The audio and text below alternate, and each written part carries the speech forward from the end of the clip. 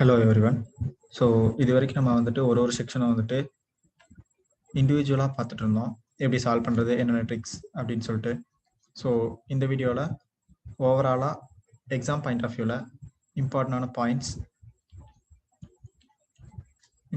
Points tips to remember and formula, so இதெல்லாம் பார்க்கலாம். So இந்த வீடியோ வந்துட்டு ஃபுல்லாக பாருங்கள். ஸோ எல்லா டாப்பிக்கும் கவர் பண்ணுவோம். ஓகே, ஸோ ஃபர்ஸ்ட் நம்பர் சிஸ்டமில் பேசிக்காகவே வந்து அரித்மெட்டிக் ஆப்ரேஷன்ஸ் ரிலேட்டடான ப்ராப்ளம்ஸ் கேட்பாங்க. ஸோ அதில் வந்துட்டு சில டிப்ஸ் வந்துட்டு நம்ம ஞாபகம் வச்சுருந்தோம் அப்படின்னா வந்துட்டு ஈஸியாக அந்த ப்ராப்ளம் சால்வ் பண்ணிடலாம். ஸோ மேனுவலாக ஒரு ப்ராப்ளமாக வந்துட்டு நார்மல் மெத்தடில் சால்வ் பண்ணாமல் இந்த சின்ன சின்ன டிப்ஸ் ஞாபகம் வச்சிருந்தாலே வந்துட்டு ஈஸியாக சால்வ் பண்ணிடலாம். ஸோ இப்போ பாருங்கள், multiplication of 2 odd numbers will result in an odd number. இங்கே கொடுத்துருக்காங்க பாருங்க. ஸோ 5 into 7, 5 ஒரு ஆட் நம்பர், 7 ஒரு ஆட் நம்பர். மல்டிப்ளை பண்ணால் 35 which is an odd number. So எந்த ரெண்டு ஆட் நம்பரை மல்டிப்ளை பண்ணாலும் எப்போவுமே ரிசல்ட் வந்துட்டு ஒரு ஆட் நம்பர் தான் இருக்கும். For example 3 into 7, 11 into 3. இது மாதிரி எந்த ஒரு ரெண்டு ஆட் நம்பரை மல்டிப்ளை பண்ணாலும் ரிசல்ட்டிங் நம்பர் வந்துட்டு ஆட் நம்பராக தான் இருக்கும். தென் multiplication of 2 even numbers will always result in an even number. 2 into 2, 4 into 8. So இந்த மாதிரி எந்த ரெண்டு ஈவன் நம்பரை மல்டிப்ளை பண்ணாலும் ரிசல்ட்டிங் ஆன்சர் வந்துட்டு உங்களுக்கு ஈவன் நம்பராக தான் இருக்கும். ஸோ இதெல்லாம் வந்துட்டு சின்ன நம்பருக்கு ஏன் இந்த மல்டிப்ளிகேஷன் டிப்பை வச்சுட்டு நான் என்ன பண்ண போறேன் அப்படின்னு சொல்லி நீங்கள் யோசிக்கலாம். ஸோ இப்போ ஒரு கேஸில் வந்துட்டு 383 into some 781 இதோட மல்டிப்ளிகேஷன் ஆன்சர் என்னன்னு கேட்டிருக்காங்க அப்படின்னா, ஸோ நீங்கள் வந்துட்டு ஆன்சரில் பார்த்துட்டு சம் ஈவன் நம்பர்ஸ் இருந்துச்சுனாலே உடனே அதை வந்துட்டு நெக்லெக்ட் பண்ணிடலாம். ஸோ செலெக்ஷன் ரிஜெக்ஷன் க்ரைட்டீரியா தான். பேசிக்காகவே ரெண்டு ஆட் நம்பர் மல்டிப்ளை ஆகும்போது ஆட் நம்பர் தான் இருக்குன்னு உங்களுக்கு தெரியும். ஸோ ஈவன் நம்பர்ஸ் ஏதாவது இருந்துச்சுன்னா நீங்கள் அதை ரிஜெக்ட் பண்ணிடலாம். அண்ட் யூனிட் டிஜிட்டோட மல்டிப்ளிகேஷன் வச்சுட்டு யூனிட் டிஜிட்டில் என்ன வேல்யூ இருக்குன்னு செக் பண்ணிவிட்டு ஸோ நீங்கள் அதுக்கு தகுந்த மாதிரி ஃபில்டர் பண்ணிடலாம் ஆன்சர்ஸை. ஸோ நீங்கள் ஈஸியாக ஆன்சர்ஸ் ஃபைண்ட் பண்ண முடியும். ஸோ இந்த மாதிரி சில டிப்ஸ் இருக்கும் இதில். ஸோ இது எல்லாமே ஞாபகம் வச்சுக்கோங்க, உங்களுக்கு எக்ஸாம்ஸில் யூஸ் ஆகும். Then multiplication of an odd number and even number will result in an even number. For example இங்கே பாருங்க, 7 into 4 28, 9 into 2 18, 11 into 4 44. இந்த மாதிரி ஒரு ஆட் நம்பர் ஒரு ஈவன் நம்பரை மல்டிப்ளை பண்ணால் எப்போவுமே ஈவன் நம்பர் தான் வரும், ஆட் நம்பர் வரவே வராது. ஸோ இதை ஞாபகம் வச்சுக்கோங்க.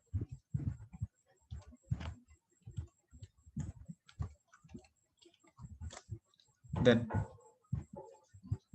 ஒரு ஆட் நம்பர் ஃபார் எக்ஸாம்பிள் 3 இருக்குன்னா raised to an even or odd power is always odd. அப்படின்னா என்னன்னா, ஒரு odd number for example 3 raised to a பவர்னா இதோட power factor even or add.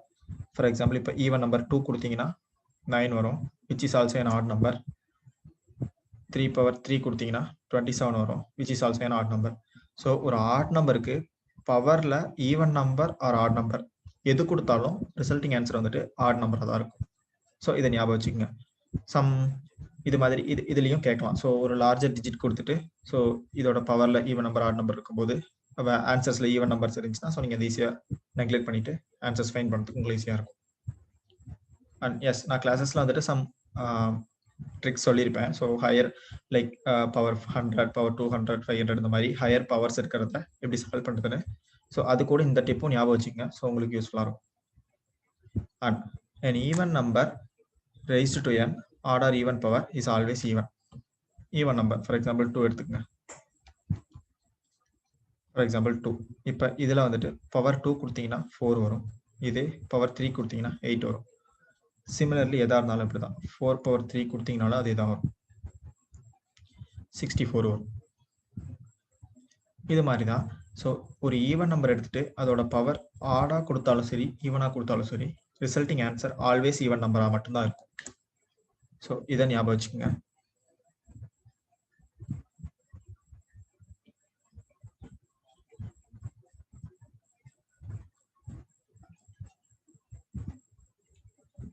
Okay, தென் அடுத்தது பாருங்க, டிவிசிபிலிட்டி ரூல்ஸ் வந்துட்டு உங்களுக்கு இந்த மாதிரி நியூமெரிக்கல் சிஸ்டம் ப்ராப்ளம்ஸ் வந்துட்டு நிறைய மல்டிப்ளிகேஷன் டிவிஷன் இந்த மாதிரியான அரித்மெட்டிக் ஆப்ரேஷன் ப்ராப்ளம்ஸ் இருக்கும்னு சொல்லியிருக்கேன்.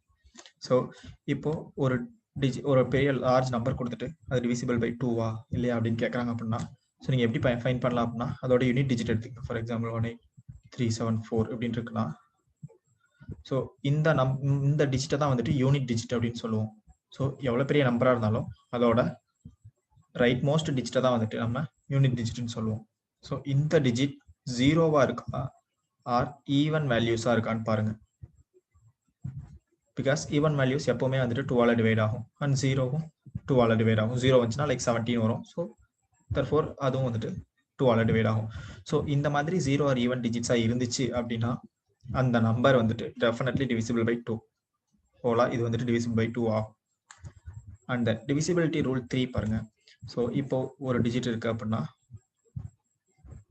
ஸோ இதோட எல்லா டிஜிட்ஸோட சம் 21 வரும். பார்த்தீங்கன்னா 1 9 10 plus 2 12 12 plus 2 12 plus 7 19 plus 2 21. So இந்த எல்லா டிஜிட்ஸோட சம்மும் பார்த்தீங்கன்னா எவ்வளோ வருதுன்னு சம் பண்ணுங்க. ஸோ இந்த சம் வந்துட்டு டிவிசிபிள் பை 3ஆ இருந்துச்சு அப்படின்னா டெஃபினெட்லி இந்த நம்பர் வந்துட்டு டிவிசிபிள் பை 3ஆ தான் இருக்கும். நீங்கள் எந்த கேஸ் வேணாலும் எடுத்துக்கங்க. ஒரு large set of numbers like இந்த மாதிரி ஒரு பெரிய லார்ஜ் நம்பர், அந்த நம்பரோட எல்லா டிஜிட்ஸோட சம் வந்துட்டு டிவிசிபிள் பை 3ஆ இருந்துச்சுன்னா டெஃபினெட்லி அந்த நம்பர் டிவிசிபிள் பை 3ஆ தான் இருக்கும். Divisibility rule of 4. ஸோ இப்போ ஒரு பெரிய நம்பர் கொடுத்துட்டு ஸோ அது 4ஆல் டிவைட் ஆகுமா அப்படின்னு கேட்டுட்டாங்கன்னா, ஃபார் எக்ஸாம்பிள் இந்த நம்பர் எடுத்துக்கங்க.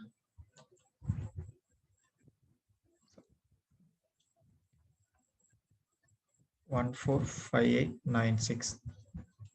ஸோ இது டிவிசிபிள் பை 4ஆ அப்படின்னு கண்டுபிடிக்கிறது எப்படின்னா, இந்த மாதிரி கொடுக்குற லார்ஜ் நம்பர்ஸ்ல லாஸ்ட் 2 டிஜிட்ஸ் வந்துட்டு 0வா இருக்கா அப்படின்னு பாருங்க. இந்த கேஸ்ல பாத்தீங்கன்னா லாஸ்ட் 2 டிஜிட்ஸ் 0வா இருக்கு. அப்போ டெஃபினெட்லி அது டிவிசிபிள் பை 4 தான். ஆர் அப்படி இல்லை அப்படின்னா ரெண்டுமே 0வா இல்லை, தென் இன் தட் கேஸ் அந்த லாஸ்ட் 2 டிஜிட்ஸ் வந்துட்டு டிவிசிபிள் பை 4ஆன்னு பாருங்க. 96. S, 96 divisible by 4. 96 டிவைட் பண்ணி பார்த்தீங்கன்னா 24 வரும். So 96 divisible by 4. அப்போ லாஸ்ட் 2 டிஜிட்ஸ் வந்துட்டு டிவிசிபிள் பை 4ஆ இருக்கணும், ஆர் லாஸ்ட் 2 டிஜிட்ஸ் வந்துட்டு 0வா இருக்கும். இந்த ரெண்டு இருந்துச்சுன்னா டெஃபினெட்லி அந்த நம்பர் வந்துட்டு டிவிசிபிள் பை 4 அப்படின்னு நீங்க சாலிடா சொல்லலாம். ஸோ நீங்க வந்துட்டு ஃபுல்லா டிவைட் பண்ணி பார்க்கணும் அப்படின்ற அவசியமே இல்லை. Then divisibility rule of 5. 5ஓட டிவிசிபிலிட்டி ரூல் எல்லாருக்குமே தெரிஞ்சது தான்.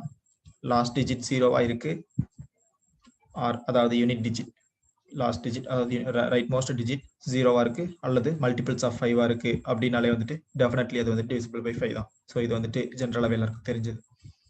தென் divisibility rule of 7. So this is also similar to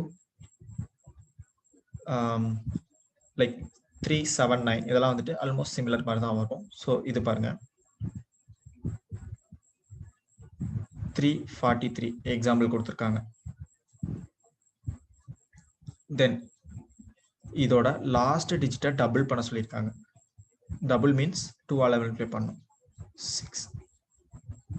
தென் இந்த நம்பர்ல இருந்து ரெஸ்ட் ஆஃப் த நம்பர் என்ன இருக்கு அப்படின்றத எடுத்துட்டு அதுல இருந்து இந்த கிடைச்ச ப்ராடக்டை வந்துட்டு சப்ராக்ட் பண்ண சொல்றாங்க. So 34 - 6 28.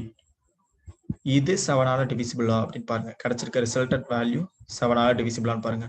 If it's divisible by 7, then the total value 343 will definitely be divisible by 7. Similar example, வேற ஏதாவது ட்ரை பண்ணி பார்க்கலாம் அப்படின்னா 547. ஸோ இதை 2ஆல டிவைட் பண்ணோம்னா 14 வரும். இதுல இருந்து இதை டிவைட் பண்ணிட்டோம்னா 40 வரும். 40 is not divisible by 5. So definitely இந்த நம்பர் வந்துட்டு 7ஆல 40 is definitely not divisible by 7. Then 547 is not divisible by 7. So நீங்க இதை சாலிடா சொல்லலாம். இது மாதிரி தான் எந்த ஒரு வேல்யூ கொடுத்தாலும் அதோட யூனிட் டிஜிட்டை 2ஆல மல்டிப்ளை பண்ணிக்கங்க.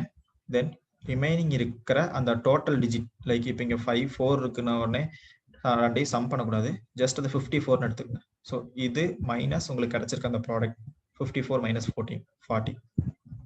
இது டிவிசிபிள் பை 7ஆன்னு பாருங்க. டிவிசிபிள் பை 7ஆ இருந்துச்சுன்னா 547 டெஃபினட்டாக டிவிசிபிள் ஆகும். பட் 40 வந்துட்டு டிவிசிபிள் பை 7 கிடையாது. ஸோ 547 7ஆல் டிவைட் ஆகாது. நீங்கள் வேணா அதை ட்ரை பண்ணி பாருங்க, டிவைட் ஆகாது. அண்ட் இதை ட்ரை பண்ணி பார்த்தீங்கன்னா டெஃபினட்டாக டிவைட் ஆகும்.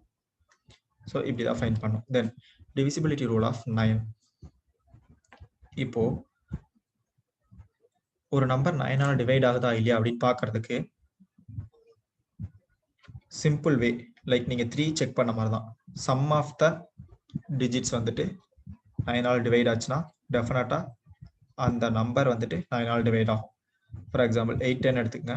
இது எல்லா டிஜிட்ஸோட சம்மும் 9 வரும், divisible by 9, then it's definitely divisible by 9. 9 2 7 5 4 இதோட சம் எடுத்துக்கங்க. 9 2 11 18 23 27. 27 definitely divisible by 9, then it's also divisible by 9. இது மாதிரி தான் 9 and 3 சிமிலராக இருக்கும். சம் வந்துட்டு divisible by 3 or 9 இருந்துச்சுன்னா definitely it will be divisible by the நம்பராக இருக்கும். ஸோ இந்த கேஸில் பாருங்க, இது 3ஆல் டிவிசிபிள் ஆகுமா அப்படின்னு கேட்டிங்கன்னா எஸ், ஏன்னா 27 divisible by 3 தான். ஸோ டெஃபினெட்லி இந்த நம்பரும் divisible by 3 தான். ஸோ நீங்கள் தான் சாலிடாக சொல்லலாம். அண்ட் இதுவும் அதே தான். 9 வந்துட்டு divisible by 3 ஆன்னு பார்த்தீங்கன்னா டிவைட் ஆகும். ஸோ தென் 8 10 divisible by 3 தான். ஸோ இந்த மாதிரி தான் ஃபைண்ட் பண்ணோம். தென் divisibility ரூல் ஆஃப் 11. ஒரு நம்பர் 11ஆல் டிவைட் ஆகுதா இல்லையா அப்படின்னு பார்க்கறதுக்கு என்ன பண்ணணும்னா அதோட ஆட் அண்ட் ஈவன் டிஜிட்ஸை வந்துட்டு செப்பரேட் பண்ணணும். ஃபார் எக்ஸாம்பிள் இப்போ 6 5 9 6 7 அப்படி இருக்குன்னா இதோட ஆட் டிஜிட்ஸ் எது இது இது இது எல்லாம் ஆட் டிஜிட்ஸ் அண்ட் இது ஈவன் டிஜிட்ஸ். ஸோ என்ன சொல்லியிருக்காங்க அப்படின்னா difference between the sum of odd digits and even digits divisible by 11 like either multiples of 11 அப்படின்னா divisible by 11 அப்படின்னு அர்த்தம். either multiples of 11 or 0வா இருந்துச்சு அப்படின்னா definitely அந்த நம்பர் வந்துட்டு divisible by 11. ஃபார் எக்ஸாம்பிள் இந்த கேஸ் பாருங்க, 6 plus 9 15 plus 7 22 minus 5 6 11. நான் ஏன் ஆட் அப்புறம் ஈவன் போடுறேன் அப்படின்னு யோசிக்காதீங்க. பிகாஸ் இங்க வந்துட்டு டிஃபரன்ஸ் தான் சொல்லியிருக்காங்க, சப்ராக்ஷன் சொல்ல. டிஃபரன்ஸ்னா லார்ஜ் நம்பர்ல இருந்து ஸ்மால் நம்பர் தான் சப்ராக்ட் பண்ணணும். So that is call difference. So 22 minus 11 11 வரும். So which is a multiple of 11, that is 11 into 1 is equal to 11. So இது டெஃபினெட்லி இந்த நம்பர் வந்துட்டு divisible by 11 சொல்லலாம். இன் 121 இந்த கேஸ் எடுத்துக்கிட்டீங்கன்னா ஆட் டிஜிட்ஸோட சம் வந்துட்டு 2, ஈவன் டிஜிட்டோட சம் வந்துட்டு 2. 2 minus 2 equal to 0 வரும். ஸோ 2 minus 2 அதாவது இங்கே என்ன சொல்லியிருக்காங்க, அதோட டிஃபரன்ஸ் 0வா இருந்துச்சுனாலும் it will be definitely divisible by 11. So இதை டிவிசிபிள் பண்ணிங்கன்னா கண்டிப்பாக 11ஆல் டிவைட் ஆகும். ஸோ இந்த மாதிரி தான் நம்பர் சிஸ்டம்ஸில் சின்ன சின்ன ஹிண்ட்ஸ் ஞாபகம் வச்சுட்டு நீங்கள் ப்ராப்ளம் சால்வ் பண்ணணும். ஸோ இது எல்லாமே ஞாபகம் வச்சுக்கோங்க, டெஃபினட்டாக உங்களுக்கு இது எக்ஸாமில் யூஸ் ஆகும். ஓகே, நெக்ஸ்ட் டாபிக் பார்க்கலாம், அலிகேஷன் அண்ட் மிக்சர்.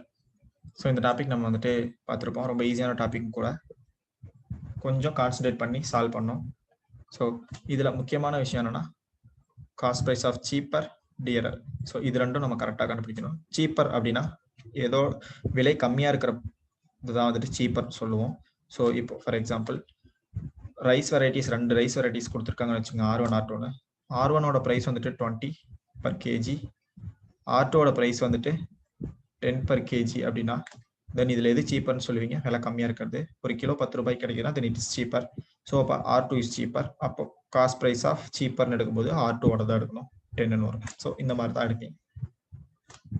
அண்ட் இப்போ R1 வந்துட்டு 20 per kg அண்ட் R2 வந்துட்டு 35 per 2 kg அப்படின்னு கொடுத்துருக்காங்க அப்படின்னா தென் இது பர் கேஜி தான் நீங்கள் எடுக்கணும். 2 kgக்கு 35 இருக்கனால இதுதான் காஸ்ட்லி, இது சீப்பர் அப்படின்னு சொல்லக்கூடாது. 2 kgக்கு 35னா தென் 1 kgக்கு டிவைடட் பை 2 போடுங்க, தென் 17.5 வரும். அப்போ பார்த்தா R2 தான் சீப்பர். ஸோ இந்த மாதிரி தான் எடுக்கணும். சம்டைம்ஸ் இந்த மாதிரியும் இருக்கும். ஸோ அதை கொஞ்சம் கேர்ஃபுல்லாக வாட்ச் பண்ணுங்க.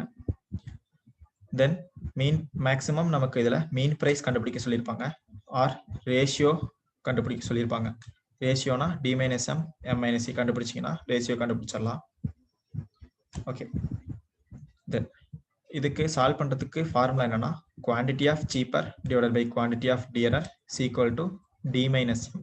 D அப்படின்னா என்னது? cost price of dearer minus mean price divided by mean price minus cost price of cheaper. So mean price கொடுக்கல அப்படின்னா நீங்க வந்துட்டு கொடுத்துருக்கிறத வச்சு இந்த ஈக்குவேஷன் ஃபார்ம் பண்ணி இன்டர்சேஞ்ச் பண்ணி சால்வ் பண்ற மாதிரி இருக்கும். ஸோ இந்த ஃபார்முலா ஞாபகம் வச்சுக்கோங்க. ஓகே, சம் கேசஸ்ல வந்துட்டு உங்களுக்கு காஸ்ட் ப்ரைஸ் கொடுக்காம செல்லிங் ப்ரைஸ் அப்படின்னு சொல்லி ஒன்று கொடுத்துருப்பாங்க. ஸோ செல்லிங் ப்ரைஸ் கொடுத்துருக்காங்க அப்படின்னா அங்க கெயின் ஆர் லாஸ் பர்சன்டேஜ் இருக்கும். ஸோ அதை வச்சு நீங்க காஸ்ட் ப்ரைஸ் கண்டுபிடிச்சிக்கலாம். எப்படின்னா இந்த ஃபார்முலா யூஸ் பண்ணி selling price into 100 divided by 100 plus gain percentage அப்படின்னு போட்டிங்கன்னா இது வந்துட்டு காஸ்ட் ப்ரைஸ் கண்டுபிடிக்கிறதுக்கு ஹெல்ப் பண்ணும். ஸோ இந்த ஃபார்முலா யூஸ் பண்ணி நீங்க காஸ்ட் ப்ரைஸ் வந்துட்டு கண்டுபிடிச்சிக்கலாம்.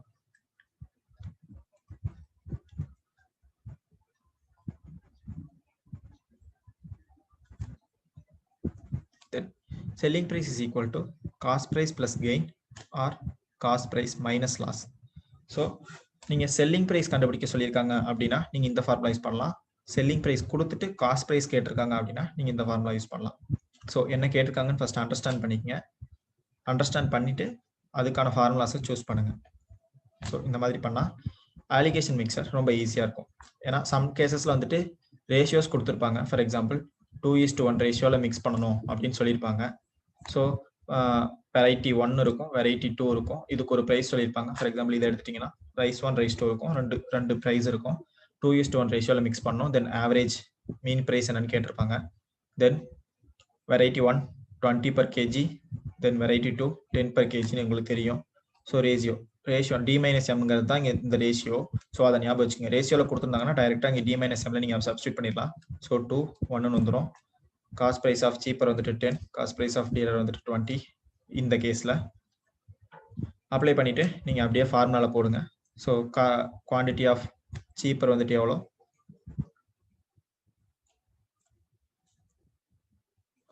அப்படியே மல்டிப்ளை பண்ணிக்கங்க. ஸோ குவான்டிட்டி ஆஃப் சீப்பர் வந்துட்டு 1 மிக்சர் ஆட் பண்ண சொல்லியிருக்காங்க. So 1/2 is equal to t minus m. So இந்த ரேஷியோ தான் நம்ம இங்கே போட்டிருக்கோம் 1/2ன்னு. தென் காஸ்ட் ப்ரைஸ் எவ்வளோன்னு சப்ஸ்டியூட் பண்ணுங்க. காஸ்ட் ப்ரைஸ் வந்துட்டு டியரர் வந்துட்டு 20 rupees minus m by m வந்துட்டு தெரியாது. தென் c வந்துட்டு 10. ஸோ இதை யூஸ் பண்ணி நீங்கள் சால்வ் பண்ணலாம். m minus 10 is equal to 20 minus m into 2 அப்படின்னு வரும். ஸோ சால்வ் பண்ணிங்கன்னா உங்களுக்கு எம்மோட வேல்யூ வந்துட்டு கிடைக்கும். ஸோ இதை வச்சு நீங்கள் வந்துட்டு மீன் ப்ரைஸ் எவ்வளோ அப்படின்னு ஃபைண்ட் பண்ணலாம். Then next average. So average வந்துட்டு ரொம்ப ஈஸியான டாபிக்.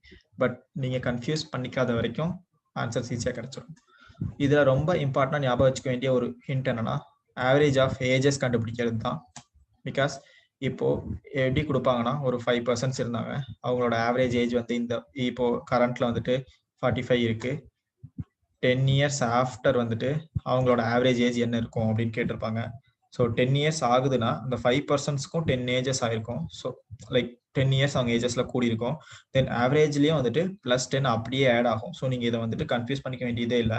ஒரு குரூப் ஆஃப் பர்சன்ஸ் இருக்காங்கன்னா கரண்ட்ல இருந்து எத்தனை n years nங்கிறது என்ன வேணா இருக்கலாம். So n years either forward R backward. 10 years before என்ன இருக்கும் அப்படின்னு கேட்டாங்கன்னா -10. 10 years ஆஃப்டர் என்ன இருக்கும்னு கேட்டாங்க, ஃபியூச்சர்ல என்ன இருக்கும்னு கேட்டாங்கன்னா +10. ஸோ இதை மட்டும் அப்படியே போட்டு நீங்க வந்துட்டு ஆவரேஜ் ஏஜ் சொல்லிருக்கோம். தென் ஆவரேஜ் கண்டுபிடிக்கிறதுக்கு sum of observations by number of observations. For example இப்போ வந்துட்டு கிளாஸ்ல ஒரு 5 ஸ்டூடெண்ட்ஸ் இருக்காங்கன்னா ஸோ ஒரு ஸ்டூடெண்ட்டும் வந்துட்டு சப்ஜெக்ட்ஸ்ல வந்துட்டு லைக் தமிழ்ல வந்துட்டு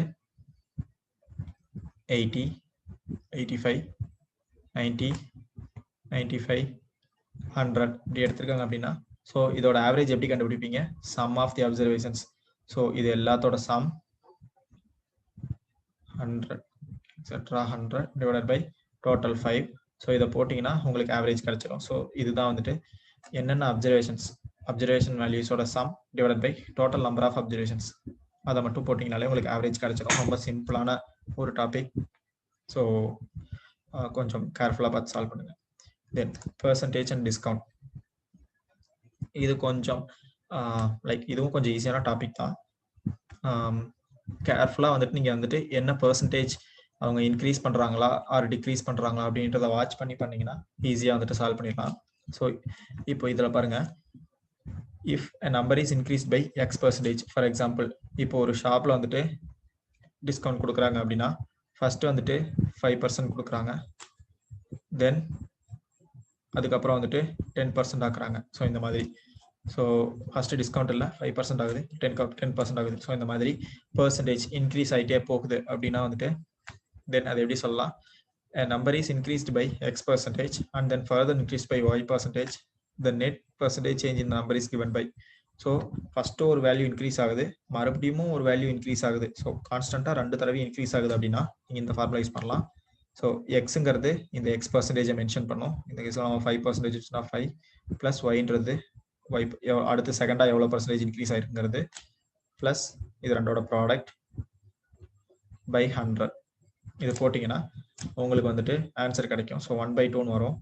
ஸோ 1/2 ப்ளஸ் 5 + 10, ஸோ 15.5 வரும்.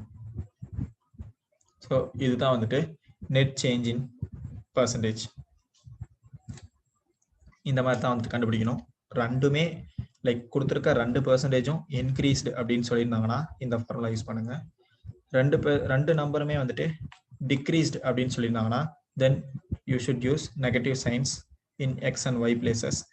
ஸோ இது முன்னாடி நோட் பண்ணியிருந்தீங்கன்னா இங்கே ப்ளஸ் சைன்ஸ் யூஸ் பண்ணியிருப்போம், இங்கே சைன் இல்லைனா விச் ரெப்ரசன்ஸ் ப்ளஸ். ஸோ இங்கே வந்துட்டு இன்க்ரீஸ் ஆகும்போது ப்ளஸ் யூஸ் பண்ணுவோம், டிக்ரீஸ் ஆகும்போது மைனஸ் யூஸ் பண்ணுவோம். And this part won't get affected, இது எந்த சேஞ்சுமே ஆகாது. இதில் நீங்கள் வந்துட்டு இங்கே மட்டும்தான் சேஞ்ச் பண்ணுவீங்க. ரெண்டுமே டிக்ரீஸ்னா -x -y போடுவீங்க. இன் அவர் above கேஸ் -5 -10 ப்ளஸ் 10 × 5/100 வரும். ஸோ இந்த மாதிரி போடுவீங்க. ஸோ இதை வந்துட்டு நீங்கள் ரொம்ப கேர்ஃபுல்லாக நோட் பண்ணணும், ரெண்டுமே இன்க்ரீஸ் ஆயிருக்கா ரெண்டுமே டிக்ரீஸ் ஆயிருக்கா அப்படின்றது. தென் சக்ஸஸிவ் டிஸ்கவுண்ட்ஸ் கொடுப்பாங்க. ஸோ இந்த மாதிரி கொஸ்டின்ஸில் 2% இருக்கும். If successive discount of an article are x% and y% respectively, then single discount எவ்வளோ இருக்கும் அப்படின்னு கேட்டிருப்பாங்க. ஸோ சக்ஸஸிவ் டிஸ்கவுண்ட்ஸ் கொடுத்துருக்காங்க, ஃபர்ஸ்ட் ஒரு டிஸ்கவுண்ட் அடுத்த ஒரு டிஸ்கவுண்ட். ஸோ இந்த மாதிரி சக்ஸஸிவ் டிஸ்கவுண்ட்ஸ் கொடுக்குறப்ப அதோட சிங்கிள் டிஸ்கவுண்ட்டோட வேல்யூ எவ்வளோன்னு கேட்டிருப்பாங்க. இந்த மாதிரி கேட்குறப்போ x + y - xy/100. ஸோ இந்த கேஸில் பார்த்தீங்கன்னா இதோட சைன் சேஞ்ச் ஆகுது, நாட் திஸ் ஒன். ஸோ இதில் எந்த சேஞ்சஸும் இருக்காது. சக்ஸஸிவ் டிஸ்கவுண்ட் கொடுத்துட்டு சிங்கிள் டிஸ்கவுண்ட் கேட்குறப்போ நீங்கள் வந்துட்டு இந்த தேர்ட் காம்பனண்ட்டோட சைன் மட்டும் சேஞ்ச் பண்ணுவீங்க, மற்றதெல்லாம் அப்படியே தான் இருக்கும். ஸோ இதை ரிமெம்பர் பண்ணிக்கங்க. தென் time and distance. Time and டிஸ்டன்ஸில் நம்ம இந்த கன்வர்ஷனில் தான் நிறைய டைம் மிஸ்டேக்ஸ் பண்ணுவோம். So don't forget these conversion. km/h இருந்து m/s கன்வெர்ட் பண்ணுறதுக்கு கிடைச்சிருக்க வேல்யூ எக்ஸ்ன்றது இங்கே கிடைச்சிருக்க வேல்யூ இன்ட்டு 5/18 போடுவீங்க. இதே m/s இருந்து km/h மாற்றுறதுக்கு கிடைச்சிருக்க வேல்யூ இன்ட்டு 18/5 போடுவீங்க. ஸோ இதுதான் வந்துட்டு கன்வர்ஷன்ஸ். ஸோ இதை மறந்துடாதீங்க. இந்த எக்ஸ்ன்றது நீங்கள் கண்டுபிடிச்சிருக்க வேல்யூவாக இருக்கும், m/s கண்டுபிடிச்ச வேல்யூவாக இருக்கும். அந்த km/h மாற்றும் போது 18/5 மல்டிப்ளை பண்ணுவீங்க. சேம் இங்கே அதே மாதிரி தான். ஸோ இதை மறந்துடாதீங்க. தென் ஃபார்முலா வந்துட்டு ஸ்பீட் கண்டுபிடிக்கிறதுக்கு டிஸ்டன்ஸ் ட்ராவல்டு, எவ்வளோ தூரம் அவங்க ட்ராவல் பண்ணியிருக்காங்க, டிஸ்டன்ஸ் என்ன டிஸ்டன்ஸ் கவர் பண்ணியிருக்காங்கிறது டிவைட் பை எவ்வளோ நேரம் எடுத்தாங்க டைம். ஸோ இதை போட்டிங்கன்னா உங்களுக்கு எவ்வளோ வேகத்தில் போயிருக்காங்க அப்படின்னு கிடைக்கும். பிகாஸ் டிஸ்டன்ஸ்ன்றது கிலோமீட்டர் ஆர் மீட்டரில் ரெப்ரசென்ட் பண்ணுவோம், டைம்ன்றது ஹாரில் ரெப்ரசென்ட் பண்ணுவோம். ஸோ உங்களுக்கு இதுலேயே தெரிஞ்சிடும், இந்த யூனிட்லேயே this unit belongs to speed. So speed equal to distance by time. இதுலேருந்தே நீங்கள் வந்துட்டு மற்றதுக்கான எக்ஸ்பிரஷன்ஸும் டெரைவ் பண்ணிக்கலாம். ஃபார் எக்ஸாம்பிள் டிஸ்டன்ஸ் பை டைம்னு இருக்குன்னு வச்சுக்கோங்க, speed equal to then speed எங்கிட்ட கொண்டு போயிட்டு டைம் எங்கிட்ட எடுத்துகிட்டு வந்தீங்கன்னா time equal to distance by speed. Then உங்களுக்கு டிஸ்டன்ஸ் வேணும் அப்படின்னா டைமை மட்டும் இங்கிட்ட எடுத்துகிட்டு வந்துருங்க, speed into time equal to distance. So distance equal to speed into time போட்டிங்கன்னா கிடைச்சிரும். ஸோ இந்த மாதிரி தான் நீங்கள் வந்துட்டு ஃபைன் பண்ணணும்.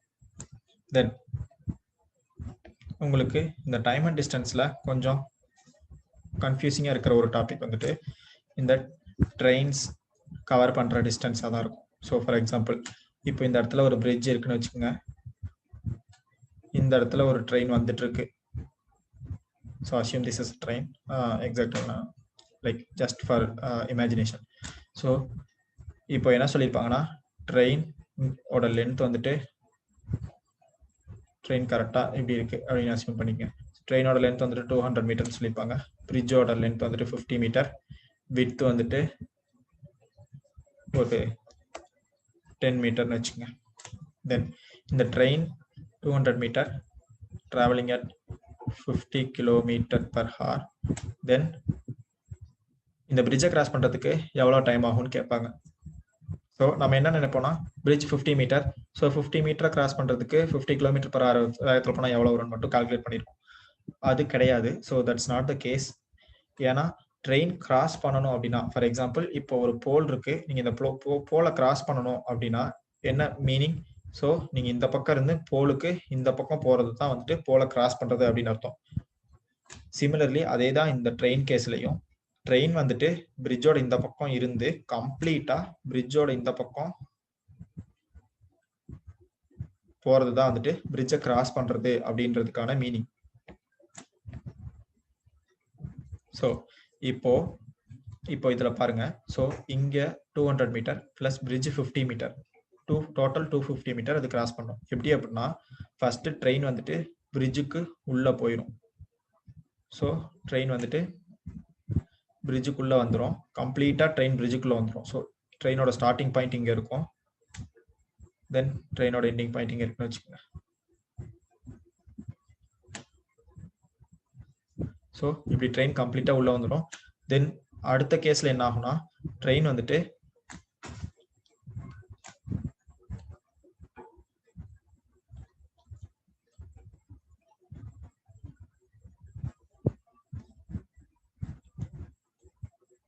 ஸோ நெக்ஸ்ட் கேஸ்ல வந்துட்டு ட்ரெயின் வந்துட்டு பிரிட்ஜை விட்டு கம்ப்ளீட்டா இந்த பக்கம் போயிருக்கும். ஸோ விச் மீன்ஸ் ட்ரெயினோட எண்ட் பார்ட், இதை தான் நம்ம எண்ட் பார்ட்னு சொல்லுவோம், ஃபைனல். இந்த பார்ட் வந்துட்டு பிரிட்ஜோட எண்டை கிராஸ் பண்ணாதான் this is the end part. இது பிரிட்ஜோட ஸ்டார்டிங் பாயிண்ட், இது ட்ரெயினோட ஸ்டார்டிங் பாயிண்ட் இல்லையா? ஸோ ட்ரெயினோட டிரைவர் உட்காந்துருக்க அந்த ஃப்ரண்ட் ஃபேசிங் பார்ட் தான் வந்துட்டு ஸ்டார்டிங் பாயிண்ட்.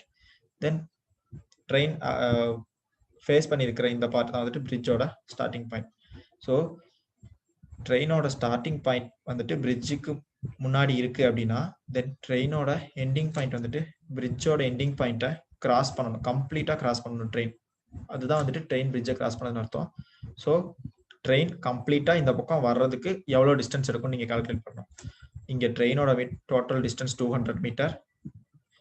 ட்ரெயின் வந்துட்டு டோட்டலா இந்த பக்கம் வந்துருதுன்னு வச்சுக்கோங்க. ஸோ இந்த 50 மீட்டரை கிராஸ் பண்ணி தான் அந்த 200 மீட்டருமே வரணும். ஸோ ஒரு 200 மீட்டர் டிஸ்டன்ஸ் வந்துட்டு இந்த 50 மீட்டரையும் கிராஸ் பண்ணி வரணும். தட் மீன்ஸ் டோட்டலி 250 மீட்டர்ஸ் வந்துட்டு அந்த ட்ரெயின் கிராஸ் பண்ணணும்.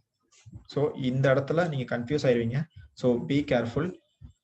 இதே வந்துட்டு வேற கேஸ்லயும் கேட்பாங்க. ஃபார் எக்ஸாம்பிள், ஸோ உங்களை கன்ஃபியூஸ் பண்றதுக்காக சில 2-3 டைப்பா இதை வந்துட்டு ட்ரிக் பண்ணி கேட்பாங்க. So I explain that too, because இது கொஞ்சம் இம்பார்ட்டன்ட் அண்ட் ஈஸியான டாபிக் நீங்க ஸ்கோர் பண்றதுக்கு.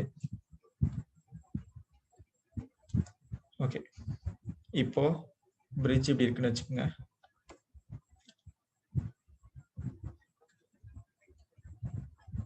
தென் ட்ரெயின் இதுக்குள்ள இருக்கு. ஸோ இன்னொரு கேஸ் எப்படி சொல்லுவாங்கன்னா half of the train is already inside the bridge ன்னு சொல்லுவாங்க. which means இப்போ ட்ரெயின் 200 மீட்டர் லென்த் அப்படின்னா 100 மீட்டர் ஆஃப் த ட்ரெயின் வந்துட்டு ஆல்ரெடி உள்ள இருக்கு, 100 மீட்டர் வந்துட்டு outside of the bridge இருக்கு. பிரிட்ஜோட லென்த் 50 மீட்டர் அப்படின்னு சொல்லிடுவாங்க. தென் இந்த ட்ரெயின் இந்த பிரிட்ஜை கிராஸ் பண்றதுக்கு எவ்வளோ டைம் எடுக்கும் அந்த மாதிரி கேட்பாங்க. ஸோ நீங்கள் டோட்டல் டிஸ்டன்ஸ் எப்படி கால்குலேட் பண்ணணும்னா ஆல்ரெடி 100 மீட்டர் உள்ள வந்துருச்சு. நமக்கு என்ன தேவைன்னா பிரிட்ஜோட ஸ்டார்டிங் பாயிண்ட்ல இருந்து ட்ரெயின் வந்துட்டு கம்ப்ளீட்டா பிரிட்ஜோட எண்டிங் பாயிண்ட் வரணும். அதுதானே நம்மளோட நோக்கம். ஸோ பிரிட்ஜுக்கு இந்த பக்கம் இருக்கிறது ஃபுல்லா பிரிட்ஜுக்கு இந்த பக்கம் வரணும். ஏன்னா பிரிட்ஜுக்குள்ள இருக்கிறத பத்தி நீங்க ஒரி பண்ண வேண்டியதே இல்லை எப்பவுமே. ஸோ பிரிட்ஜுக்கு இந்த பக்கம் எவ்வளவு இருக்கு, 100 மீட்டர் இருக்கு, அது வந்துட்டு பிரிட்ஜுக்கு இந்த பக்கம் வரணும். அப்போ இந்த 100 மீட்டர் இங்கிட்டு வரணும்னா டோட்டல் 150 மீட்டர் அது டிராவல் பண்ணும். ஸோ இந்த கேஸ்ல இந்த ட்ரெயின் கிராஸ் பண்ண வேண்டிய டிஸ்டன்ஸ் வந்துட்டு 150 மீட்டர் தான் வரும். ஸோ நீங்க இந்த 150 மீட்டருக்கு அது எவ்வளவு ஸ்பீட்ல போகுதோ அதை வச்சு டைம் கால்குலேட் பண்ணா போதும். ஸோ இந்த மாதிரி தான் நீங்க கால்குலேட் பண்ணணும். ஸோ இது மாதிரி இருக்கும். சிலது வந்துட்டு ஓவர்டேக் பண்ற மாதிரி இருக்கும். ஸோ ஃபார் எக்ஸாம்பிள் ஒரு பஸ் ஆஃப் 50 மீட்டர் அண்ட் ஒரு வேன் ஆஃப் 20 மீட்டர் மூவிங்ல இருக்கு. ஸோ பஸ்ஸோட எண்ட்ல வந்துட்டு அந்த வேன் இருக்கு. ஃபார் எக்ஸாம்பிள் இது பஸ்னா இந்த எண்ட்ல வந்துட்டு இந்த வேன் இருக்கு அப்படின்னு வச்சுக்கிட்டா, ஸோ இது வந்துட்டு இந்த பஸ்ஸை கிராஸ் பண்றதுக்கு எவ்வளவு டைம் எடுக்கும் அப்படின்றப்போ இந்த டிஸ்டன்ஸ் நீங்க கால்குலேட் பண்ணணும். அண்ட் ரெண்டோட ஸ்பீடையும் நீங்க கால்குலேட் பண்ணிட்டு தென் அதை பேஸ் பண்ணி இது எவ்வளவு ஸ்பீட்ல போனா இந்த டிஸ்டன்ஸை கவர் பண்ண முடியும் அப்படின்றத நீங்க வந்துட்டு கால்குலேட் பண்ணணும். ஸோ நீங்க இந்த மாதிரி எப்போ ஒரு ப்ராப்ளம் கால்குலேட் பண்ணும்போதும் இந்த ஆப்ஜெக்ட் வந்துட்டு கம்ப்ளீட்டா அதோட லென்த்தையும் கவர் பண்ணணும், பிளஸ் அது கிராஸ் பண்ண வேண்டிய இந்த லென்த்தையும் கவர் பண்ணணும். அதுதான் வந்துட்டு உங்களுக்கு டோட்டல் கிராசிங் லென்த்தா வரும். இதே இந்த கேஸ்ல ஏன் இந்த உள்ள இருக்க 100 மீட்டர் எடுத்துக்க வேணாம்னு சொல்லிட்டுனா, அந்த 100 மீட்டர் ஆல்ரெடி பிரிட்ஜோட ஸ்டார்டிங் பாயிண்ட்டை தாண்டிடுச்சு. So which doesn't account for us. ஏன்னா அது ஆல்ரெடி இருக்கிற இந்த 100 மீட்டர் லைக் இந்த பிரிட்ஜோட 50 மீட்டருக்குள்ள வந்துருச்சு. ஸோ அது நமக்கு பிரச்சனை இல்லை. இந்த பிரிட்ஜோட 50 மீட்டருக்கு வெளியே இருக்கிற அந்த லென்த் மட்டும் தான் நம்ம வந்துட்டு கேர் பண்ணிக்கணும். ஸோ அதை வந்துட்டு கன்ஃபியூஸ் பண்ணிக்காதீங்க. தென் இன்னொன்று என்ன கேட்பாங்க அப்படின்னா, டைம் அண்ட் டிஸ்டன்ஸ் இந்த ப்ராப்ளம்ஸ்ல ஆவரேஜ் ஸ்பீட் கேட்பாங்க. ஸோ இது வந்துட்டு 2 டைப்ஸ் ஆஃப் ஆவரேஜ் ஸ்பீட் கேட்பாங்க. ஒன்று வந்துட்டு ஃபார்வர்ட் அண்ட் ரிட்டர்ன் ஜேர்னி, அந்த மாதிரி கேசஸ்ல ஆவரேஜ் ஸ்பீட் கேட்பாங்க. அண்ட் ஃபார்வர்ட் ஜேர்னிலேயே வந்துட்டு வேரியஸ் ஸ்பீட்ஸ்ல போகும்போது ஆவரேஜ் ஸ்பீட் கேட்பாங்க. ஃபார் எக்ஸாம்பிள் இப்போ பாருங்க. ஸோ இங்க இருந்து for example point A Chennai to Delhi போறாங்கன்னு வச்சுக்கோங்க. ஸோ போகும்போது 50 km/h வேகத்தில் போறாங்க. And return Delhi to Chennai வந்துட்டு 80 km/h வேகத்தில் வராங்க. தென் இந்த மாதிரி கேசஸ்க்கு ஃபார்வர்ட் ரிட்டர்ன் ஜேர்னி இருக்கிற கேசஸ்க்கு நீங்க இந்த ஃபார்முலா யூஸ் பண்ணணும். 2 × a + b. ஏன்றது போகும்போது இருந்த ஸ்பீட், பீன்றது திரும்பி வரும்போது இருக்கிற ஸ்பீட். தென் ஏன்றது இங்க 50 km/h, பீன்றது 80 km/h divided by 50 + 80. So இந்த மாதிரி சால்வ் பண்ணுவீங்க. ஃபார்வர்ட் ரிட்டர்ன் ஜேர்னி இருந்தாலே 2ab by a + b, that is போகும்போது இருந்த ஸ்பீட் வரும்போது இருந்த ஸ்பீட் ரெண்டோட ப்ராடக்ட் × 2 divided by ரெண்டோட சம். இந்த மாதிரி கண்டுபிடிப்பீங்க. இங்க மீட்டர்/செகண்ட்ல இருக்கும். ஏன்னா இங்க ஜேர்னி வந்துட்டு மீட்டர்/செகண்ட்ல சொல்லியிருக்கிறதுனால. உங்களுக்கு km/h இருந்துச்சுன்னா km/h போடுங்க. 1 மீட்டர்/செகண்ட் 1 km/h இருக்குன்னா தென் எய்தர் ரெண்டையுமே மீட்டர்/செகண்டுக்கு மாத்திக்கங்க ஆர் km/h மாத்திக்கங்க. உங்களுக்கு எது கன்வீனியன்ட்டோ அந்த மாதிரி. இந்த மாதிரி கான்ட்ரடிக்டான டிஃப்ரெண்ட் யூனிட்ஸ் வச்சுட்டு சால்வ் பண்ணாதீங்க. டெஃபினெட்லி ஆன்சர் ராங்கா தான் வரும். சிமிலர் யூனிட் கன்வர்ஷன்ஸ்க்கு மாத்திக்கங்க. தென் சேம் ஜேர்னிலே டிஃப்ரெண்ட் ஸ்பீட்ல போகும்போது ஆவரேஜ் ஸ்பீட் கண்டுபிடிக்கிறது நம்மளோட நார்மல் ஆவரேஜ் ஃபார்முலா தான். ஃபார் எக்ஸாம்பிள் இப்போ சென்னை டு டெல்லி வந்துட்டு போயிட்டு இருக்காங்க. ஃபர்ஸ்ட் 1 ஹார்ல வந்துட்டு 80 km/h வேகத்துல போறாங்க. தென் செகண்ட் ஹார்ல வந்துட்டு இது ஃபர்ஸ்ட் ஹார், இது செகண்ட் ஹார். செகண்ட் ஹார்ல வந்துட்டு 60 km/h வேகத்துல போறாங்கன்னா தென் 80 + 60/2 அப்படின்னு போட்டிங்கனாலே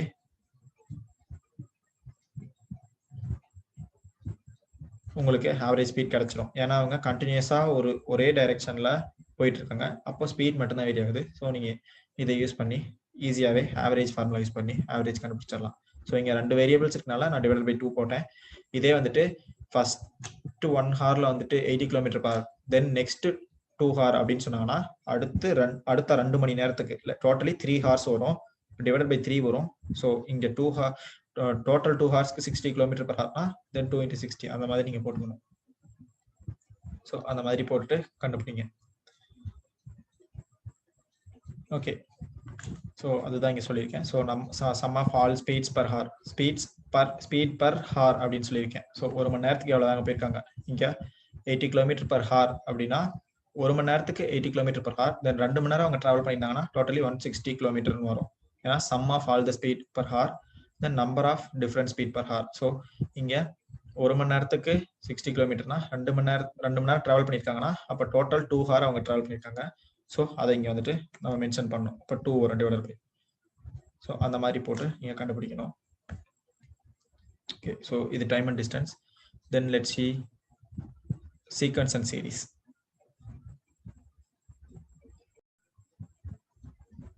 ஸோ சீக்வன்ஸ் அண்ட் சீரீஸ்ல வந்துட்டு உங்களுக்கு முக்கியமா 2 வந்துட்டு சொல்லியிருப்பேன். ஒன்று வந்துட்டு ஃபர்ஸ்ட் லாஸ்ட் மெத்தட் அப்படின்னு ஒன்று சொல்லியிருப்பேன். விச் மீன்ஸ் ஃபர்ஸ்ட் லெட்டரை கம்பேர் பண்ணுங்க, தென் லாஸ்ட் லெட்டரை கம்பேர் பண்ணுங்க.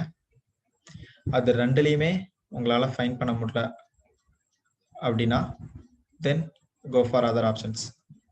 ஃபார் எக்ஸாம்பிள் இப்போ சீக்வன்ஸ் அண்ட் சீரீஸ்ல ஒரு எக்ஸாம்பிள் பாருங்க.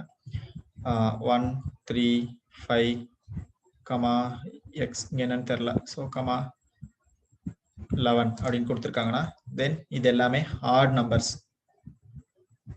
ஸோ இதுல பாத்தீங்கன்னாலே உங்களுக்கு தெரிஞ்சிடும் இது எல்லாமே கண்டினியூஸ் ஆட் நம்பர்ஸ். ஏதாச்சும் மிஸ்ஸிங், ஸோ இன்னொன்னு என்னன்னா மிஸ்ஸிங் இருக்கா அப்படின்னு உங்களை பார்க்க சொல்லியிருப்பேன். So sorry this one not applicable. So missing இருக்கா அப்படின்னு ஃபர்ஸ்ட் செக் பண்ணணும். தென் அது அப்படி மிஸ்ஸிங் இருக்கு அப்படின்னா then you should go for other methods. First missing இருக்கான்னு பாருங்க. இதுல வந்துட்டு 1க்கு அப்புறம் 2 இல்லை, 3க்கு அப்புறம் 4 இல்லை, 5. ஸோ கண்டினியூஸா இல்லை, but we can find a pattern here. Like 1 3 5 அப்படின்னு வர்றது கண்டினியூஸ் ஆட் நம்பர்ஸ். ஸோ இங்கே ஆட் நம்பர்ஸ்ல எந்த மிஸ்ஸிங்கும் இல்லை. லைக் 1க்கு அப்புறம் 5 வரல, 1க்கு அப்புறம் 3 வந்திருக்கு. ஸோ கண்டினியூஸ் ஆட் நம்பர்ஸா இருக்கு. அப்போ 5க்கு அப்புறம் இங்க என்ன வரும்னா 7 தான் வரும். ஸோ இங்க 9 கொடுத்துருப்பாங்க, ஸோ இங்க 7 தான் வரும். ஸோ இந்த மாதிரி இருக்கும். இதுலயே வந்துட்டு உங்களுக்கு சில கேசஸ்ல மல்டிபிள்ஸ் இருக்கும், ஆர் டிவிஷன் அந்த மாதிரியான சில அரித்மெட்டிக் ஆபரேஷன்ஸ் யூஸ் பண்ணியும் கொடுத்துருப்பாங்க. ஓகே, தென் இந்த மாதிரி கண்டினியூஸா இருக்கா மிஸ்ஸிங் இருக்கான்னு பார்ப்பீங்க. தென் வேற என்ன பார்க்கலாம் அப்படின்னா லைக் இது நம்பர்ஸ். ஸோ இதுல வந்துட்டு மல்டிப்ளிகேட்டிவா இருக்கா அப்படின்னு பார்க்கலாம். ஆர் 2 டிஜிட்ஸ்குள்ள டிஃபரன்ஸ் எப்பவுமே நம்ம செக் பண்ணுவோம். இந்த மாதிரி சீக்வன்ஸ் சீரீஸ்ல எப்பவுமே 2 டிஜிட்குள்ள டிஃபரன்ஸ், அடுத்த 2 டிஜிட்குள்ள டிஃபரன்ஸ் சிமிலரா இருக்கா, அதுல ஏதாச்சும் பேட்டர்ன் இருக்கான்னு செக் பண்ணும். மிஸ்ஸிங் இருக்கான்னு ஃபர்ஸ்ட் செக் பண்ணுங்க. மிஸ்ஸிங்னா எய்தர் அது ஒரு பேட்டர்ன் மாதிரி தெரியுது, லைக் இது எனக்கு எல்லாமே ஆட் நம்பரா தெரிஞ்சிச்சு, ஸோ ஆட் சீக்வன்ஸ்ல ஏதாவது மிஸ்ஸிங் இருக்கான்னு நான் செக் பண்ணேன். இல்ல தென் இங்க டெஃபினெட்லி 7 தான் வரும்னு சொன்னேன். ஸோ இங்க 5 7 மிஸ் ஆயிருக்கு. ஸோ 2 டிஜிட் மிஸ் ஆயிருக்கு, 3 டிஜிட் இடையில ஏதாவது மிஸ் ஆயிருக்கு. லைக் 1க்கு அப்புறம் 5 வந்திருக்கு, 3 இல்ல, அந்த மாதிரி இருக்குன்னா ஸோ நீங்க மிஸ்ஸிங் என்ன இருக்குன்னு ஃபைண்ட் பண்ணும். மிஸ்ஸிங் ஃபைண்ட் பண்ணதுக்கு அப்புறம் அதுல ஏதாச்சும் சீக்வன்ஸ் இருக்கா அப்படின்னு ஃபைண்ட் பண்றதுக்கு டிஃபரன்ஸ் 2 டிஜிட்குள்ள டிஃபரன்ஸ் கண்டுபிடிக்கணும். ஆர் அது ஏதாவது மல்டிப்ளிகேட்டிவ் ஃபேக்டரால கண்டினியூஸா மல்டிப்ளை ஆயிருக்கா அப்படின்னு பார்க்கணும். ஆர் அப்படியும் இல்லை அப்படின்னா ஸ்கொயரா இருக்கா, ஆர் கியூபா இருக்கா, ஆர் ரூட்டா இருக்கா. Which means square root. Maximum square root தான் உங்களுக்கு இருக்கும், கியூப் ரூட் இருக்காது. ஸோ ரேர் கேஸ்ல கியூப் ரூட் இருக்கும், பட் மேக்ஸிமம் ஸ்கொயர் ரூட்ஸ் தான் இருக்கும். Square root. ஸோ இந்த மாதிரி கேசஸ் ஏதாச்சும் இருக்கா அப்படின்னு பார்க்கலாம் நம்பர்ஸ்க்கு. தென் இப்போ ஆல்பாபெட்டிக்கல் ஆர்டர் இருக்குன்னு வச்சுங்க, ABC then FED then something இந்த மாதிரி இருக்கு அப்படின்னா ஸோ இந்த மாதிரி ஆல்பாபெட்டிக்கல் ஆர்டர்ஸ்ல ஃபர்ஸ்ட் என்ன பார்ப்போம்னா மிஸ்ஸிங் பார்ப்போம்.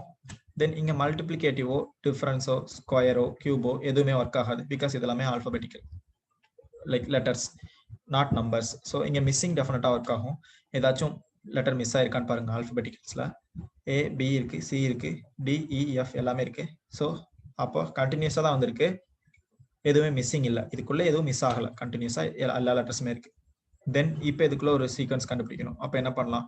ஸோ இந்த மாதிரி கேசஸ்ல மிக்ஸ்டுன்னு ஒரு ஆப்ஷன் சொல்லியிருப்பேன். So mixed in the sense like அதுக்குள்ள ஜம்பிள்ட் ஆயிருக்கா. இங்க பாருங்க, இது வந்துட்டு ஃபர்ஸ்ட் கண்டினியூஸா ஏபிசின்னு இருக்கு. தென் இது வந்துட்டு அப்படியே ரிவர்ஸ் ஆர்டர்ல போட்டிருக்காங்க. லைக் ஏபிசி டிஇஎஃப்ன்றத இங்க டிஇஎஃப் மட்டும் ரிவர்ஸ்ல போட்டிருக்காங்க. தென் இங்க நீங்க வந்துட்டு அப்போ என்ன வரும்? டிஇஎஃப்க்கு அப்புறம் டெஃபினட்டா 3 லெட்டர்ஸ் மட்டும் தான் வரணும், ஜிஹெச்ஐ வரணும். இங்கே வந்துட்டு ஃபார்வர்டில் வரணுமா ரிவர்ஸில் வரணுமா. ஸோ இதை ஃபைன் பண்ணுறதுக்கு நீங்கள் பேட்டர்ன் பாருங்கள். ஸோ ஃபர்ஸ்ட் ஃபார்வர்ட் இருக்கு, தென் ரிவர்ஸ் இருக்கு, அப்போ நெக்ஸ்ட் டெஃபினெட்லி ஃபார்வர்ட் தான் வரணும், தென் ஜிஹெச்ஐ வரும். இதே இந்த இடத்துல ஜிஹெச்ஐ கொடுத்துட்டு நெக்ஸ்ட் என்ன வரும் அப்படின்னு கேட்டிருந்தாங்க அப்படின்னா தென் ஜேகேஎல் வரும். பட் இது எப்படி வரும், ஃபார்வர்ட் ரிவர்ஸ் ஃபார்வர்ட் தென் ரிவர்ஸ்ல தான் வரும். ஸோ இந்த மாதிரி நீங்க இந்த சீக்வன்ஸை அண்டர்ஸ்டாண்ட் பண்ண ட்ரை பண்ணுங்க. அண்டர்ஸ்டாண்ட் பண்ணிட்டு அதுக்கப்புறம் நீங்க கண்டுபிடிச்ச லெட்டர்ஸா ஆர் நம்பர்ஸோ வந்துட்டு அந்த இடத்துல பிளேஸ் பண்ண பாருங்க. ஸோ மேக்ஸிமம் இந்த கிரைட்டீரியா வந்துட்டு லெட்டர்ஸ் லைக் ஆல்பபெட்ஸ்க்கு தான் செட் ஆகும், நாட் ஃபார் நம்பர்ஸ். ஸோ இந்த மாதிரி பிளேஸ் பண்ண ட்ரை பண்ணுங்க. அண்ட் சம் கேசஸ்ல 1 ஸ்கொயர் 2 கியூப் இந்த மாதிரிலாம் இருக்கும். ஸோ இதுக்குள்ள பேட்டர்ன் வந்துட்டு நீங்க ஃபைன் பண்ணணும்.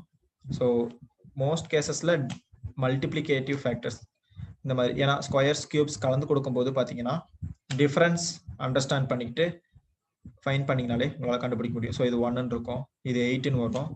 தென் இந்த இடத்துல வந்துட்டு சம் 3 கியூப் கொடுக்குறாங்கன்னு வச்சுங்க, அதுக்கப்புறம் 4 ஸ்கொயர் கொடுக்குறாங்கன்னு வச்சுங்க, சாரி 3 ஸ்கொயர் 4 கியூப் கொடுக்குறாங்கன்னு வச்சுங்க. ஸோ இந்த மாதிரி வரும்போது இங்கே 27 30 சாரி எஸ் 64 வரும். ஸோ இந்த கேஸில் பார்த்தீங்கன்னா ஸ்கொயர் கியூப்னு வருது. இந்த டெஃபினெட்லி இங்கே வரது ஒரு ஸ்கொயராக தான் இருக்கணும். அண்ட் 1 2 3 4 கண்டினியூஸாக வரனால நெக்ஸ்ட் நம்பர் தான் வந்துருக்கணும். தென் நெக்ஸ்ட் நம்பர் 5ஆக தான் இருக்கணும். ஸ்கொயர் கியூப்னு வருது. தென் இந்த இடத்துல வந்துட்டு வர நம்பர் வந்துட்டு ஸ்கொயராக தான் இருக்கணும் கியூப் கருத்து. ஸோ 5 ஸ்கொயர் 125 வரும். ஸோ இந்த மாதிரி வரும். அண்ட் உங்களுக்கு 125 தான் கேட்டிருக்க மாட்டாங்க, பட் சம் கேசஸ்ல அதோட அந்த மாதிரியும் கேட்டிருக்கலாம். பட் மேக்ஸிமம் 5 ஸ்கொயர் வருமா அப்படின்ற மாதிரி தான் இருக்கும். ஸோ இந்த மாதிரி இருக்கும். சீக்வன்ஸ் அண்ட் சீரிஸ் இந்த மாதிரி தான் இருக்கும். நம்பர்ஸ்ல கேட்பாங்க, ஆர் உங்களுக்கு வந்துட்டு இந்த மாதிரி ஆல்பபெட்ஸ்ல வந்துட்டு கேட்பாங்க. ஸோ ஃபர்ஸ்ட் வந்துட்டு அண்டர்ஸ்டாண்ட் பண்ணுங்க, மிஸ்ஸிங் இருக்கான்னு செக் பண்ணுங்க. மிஸ்ஸிங் இல்லைனாலே உங்களுக்கு ஓரளவுக்கு அந்த சீக்வன்ஸ்ல ஐடியா கிடைச்சிடும். அப்படியே ஐடியா கிடைக்கல அப்படின்னா நம்பர்ஸா இருந்துச்சுன்னா இந்த கேசஸ்லாம் செக் பண்ணுங்க. ஆர் ஆல்பபெட்ஸா இருந்துச்சுன்னா மிக்ஸ்டா இருக்கான்னு பாருங்க. அண்ட் தென் மிஸ்ஸிங் இருந்துச்சு அப்படின்னா தென் அதுக்குள்ள இருக்க டிஃபரன்ஸ் கண்டுபிடிங்க. ஃபார் எக்ஸாம்பிள் இப்போ ஏ இசட் ஹெச்ன்னு இருக்கு, தென் பி ஒய் ஜின்னு இருக்கு. தென் நீங்க என்ன வரும் அப்படின்னு கேட்டிருக்காங்கன்னா தென் இதுல பாருங்க ஃபர்ஸ்ட் லெட்டர் நான் முன்னாடி சொன்ன இந்த ரூல் வந்துட்டு இங்க செட் ஆகும், first last method. So first letter என்னன்னு பாருங்க ஏ, இங்க ஃபர்ஸ்ட் லெட்டர் பி. ஸோ இதுல வந்துட்டு ஆர்டரா ஃபார்வர்ட்ல இன்க்ரீஸ் ஆயிருக்கு. லாஸ்ட் லெட்டர் பாருங்க H, last letter G. So இதை பார்த்தீங்கன்னா ரிவர்ஸ்ல வந்திருக்கு, உங்களுக்கு பார்த்தா தெரியும் ஜிஹெச் இப்படிதான் வரணும், ஜிஹெச். ஸோ ஆன்சர்ல பார்க்கும்போது உங்களுக்கு மோஸ்ட்லி இதுக்குள்ள இருக்கிறது ஏபிக்கு அப்புறம் சி வரும், ஜிஹெச்க்கு அப்புறம் ஐ வரும். So C starts with C and ends with I check பண்ணீங்கனாலே உங்களுக்கு ஆல்மோஸ்ட் ஆன்சர் கிடைச்சிரும். மேக்ஸிமம் உங்களுக்கு ஆன்சர் கிடைச்சிரும். ரேர் கேசஸ்ல தான் நீங்க இந்த சென்ட்ரல் லெட்டர் செக் பண்ற மாதிரி இருக்கும். அண்ட் இந்த மாதிரி 3 லெட்டர்ஸ் வச்சு வரதுல உங்களுக்கு ஆன்சர் கிடைச்சிரும். பட் 4 லெட்டர்ஸ் 5 லெட்டர்ஸ் வச்சு வரும்போது நீங்க வந்துட்டு அடுத்தடுத்த லெட்டர் போகாம இப்போ 5 லெட்டர் இருக்குன்னா அதோட சென்ட்ரல் லெட்டர் சூஸ் பண்ணிக்கங்க. ஸோ ஏன்னா அந்த மாதிரி போறப்போ உங்களுக்கு மேக்ஸிமம் வந்துட்டு உடனே ஆன்சர் கிடைச்சிரும். நீங்க வந்துட்டு எல்லா லெட்டர்ஸும் செக் பண்ண அவசியம் இல்லை, ஃபர்ஸ்ட் லாஸ்ட் எப்பவுமே செக் பண்ணுங்க. அண்ட் அதிகமான லெட்டர்ஸ் இருக்கு, உங்களுக்கு ஃபர்ஸ்ட் கிளாஸ் செக் பண்ணியும் எக்ஸாக்ட் ஆன்சர் கிடைக்கல, ஏன்னா ஆல்மோஸ்ட் 2 ஆப்ஷன்ஸ் வந்து நெக்லெக்ட் ஆயிரும். அந்த இன்னொரு ஆப்ஷன் நெக்லெக்ட் பண்றதுக்கு நீங்க வந்துட்டு எய்தர் அதோட சென்டர் லெட்டர் செக் பண்ணீங்கனாலே உங்களுக்கு ஆன்சர் கிடைச்சிடும். Or any of the other letters நீங்க செக் பண்ணிக்கலாம் உங்களுக்கு கன்வீனியன்ட் மாதிரி. Then distance and directions. So distance and directions பார்த்தீங்கன்னா ரொம்ப ஈஸியான ஒரு டாபிக். ஸோ நீங்க வந்துட்டு கொஞ்சம் இது வந்துட்டு ஒரு பிக்டோரியல் ரெப்ரசன்டேஷன் மாதிரி பண்ணி ட்ரை பண்ணிங்கன்னா ஈஸியாக சால்வ் பண்ணிடலாம். ஸோ ஒரு ரஃப் ஷீட்டில் ட்ரை பண்ண கூட முயற்சி பண்ணுங்க, ஒன்றும் பிரச்சனை இல்லை. ஃபார் எக்ஸாம்பிள் இப்போ இந்த கொஸ்டின் பாருங்க, P ran 40 meter east. So east நீங்கள் இப்போ ஒரு எக்ஸாம் சென்டரில் இருக்கீங்க அப்படின்னா ஸோ உங்களுக்கு எது ஈஸ்ட் வெஸ்ட் நார்த் சவுத்துன்னு தெரியாமல் இருக்கலாம். ஸோ இந்த கேஸில் என்ன பண்ணுங்கன்னா இந்த ஈஸ்ட் வெஸ்ட் நார்த் சவுத் சிம்பிளாக டைரெக்டாக வரைஞ்சிங்க, north east south west. So இப்போ உங்களுக்கு இந்த பக்கம் இருக்கிறது தான் நார்த், இந்த பக்கம் இருக்கிறது தான் ஈஸ்ட், இதான் சவுத், இதான் வெஸ்ட். ஸோ நீங்க இருக்கிற பிளேஸை விட்டுட்டு ஸோ இதை உங்களோட எக்ஸாக்ட் டைரக்ஷன்ஸை அசியூம் பண்ணிக்கங்க. தென் இதை வச்சு மூவ் பண்ண லைக் ஒரு பிக்டோரியல் ரெப்ரசன்டேஷன் மாதிரி ட்ரா பண்ண ட்ரை பண்ணுங்க. ஃபார் எக்ஸாம்பிள் இப்போ பி 40 மீட்டர் ஈஸ்ட் போயிருக்காங்க அப்படின்னா தென் இந்த பக்கம் தான் போயிருக்கணும். ஸோ இதுதான் உங்க ஸ்டார்டிங் பாயிண்ட். ஸோ இங்க இருந்து ஈஸ்ட்னா இந்த பக்கம் போகணும். ஸோ இந்த பக்கம் 40 மீட்டர் போயிருக்காங்க. தென் டேர்ன்டு லெஃப்ட். இங்க இருந்து லெஃப்ட் எப்படி இருக்கும்னு பாருங்க. ஸோ இங்க இருந்து நீங்க ஈஸ்ட் போறீங்க அப்படின்னா ஸோ நீங்க ஈஸ்ட்ல நிக்கிற மாதிரி யோசிச்சுங்க. ஸோ இன் தட் கேஸ் உங்களுக்கு லெஃப்ட் எந்த பக்கம் இருக்கும்? இந்த பக்கம் இருக்கும். ஸோ இது நீங்க வந்துட்டு கொஞ்சம் ரைட் லெஃப்ட் வந்துட்டு கிளியரா பொறுமையா யோசிங்க. ஒன்னும் அவசரம் இல்லை. We have almost 30 seconds to 1 minute time for this question. So இந்த மாதிரி கொஸ்டின்ஸ்க்கு நீங்க 1 minute-குள்ள ஈஸியா ஆன்சர் பண்ணிடலாம் ஸ்பெண்ட் பண்ணினாலே. ஸோ டைம் ஸ்பெண்ட் பண்ண யோசிச்சுட்டு மிஸ் பண்ணிடாதீங்க, அது தப்பா பண்ணிடாதீங்க. ஸோ கொஞ்சம் பொறுமையா யோசிங்க. ஸோ லெஃப்ட் இந்த சைடு இருக்கும்.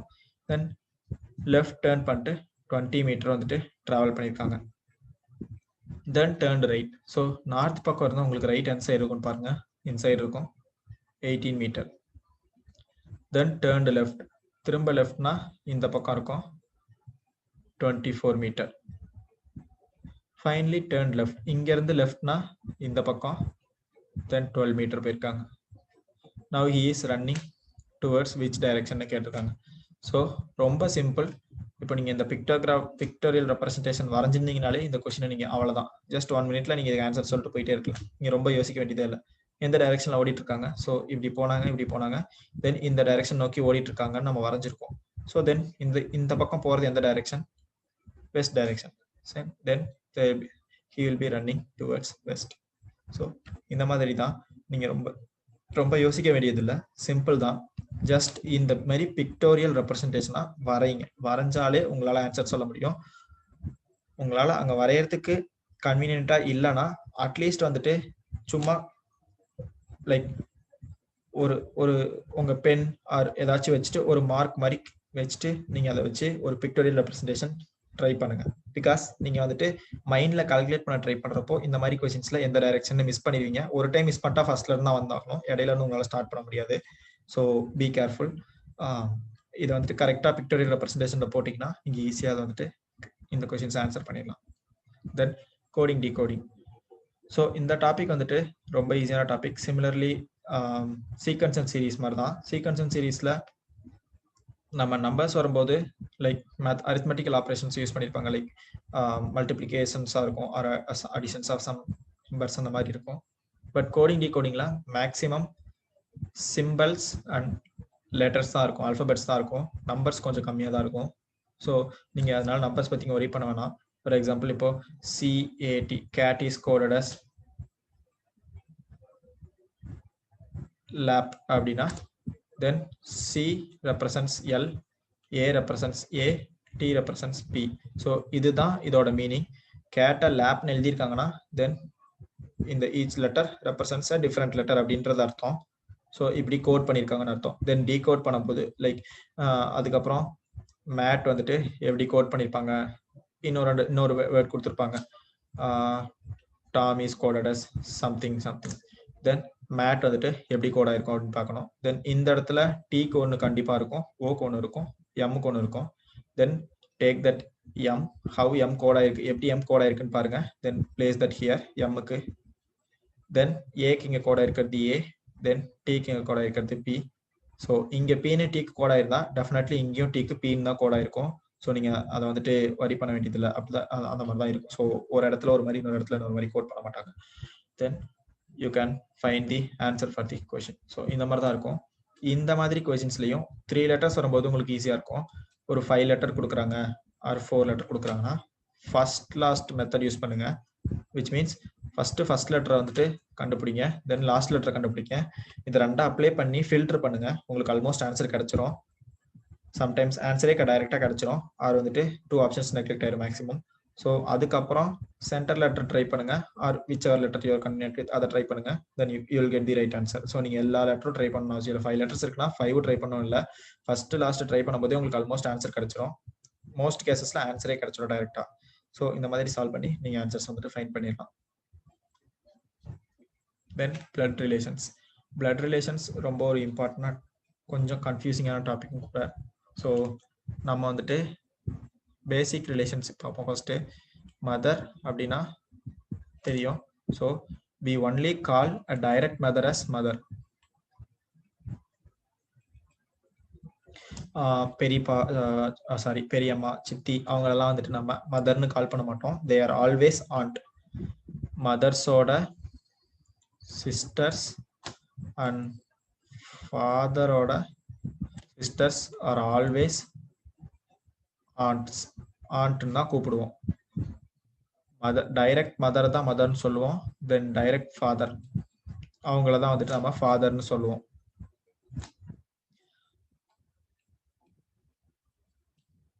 மதரோட பிரதரையோ ஃபாதரோட பிரதரையோ வந்துட்டு நம்ம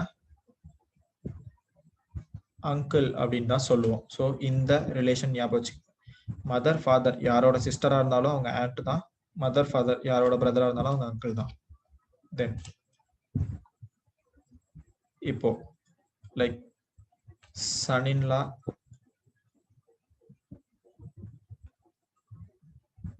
டாட்டர்-இன்-லா,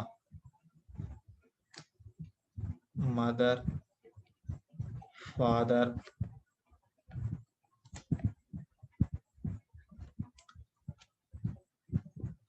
brother, sister, in-laws.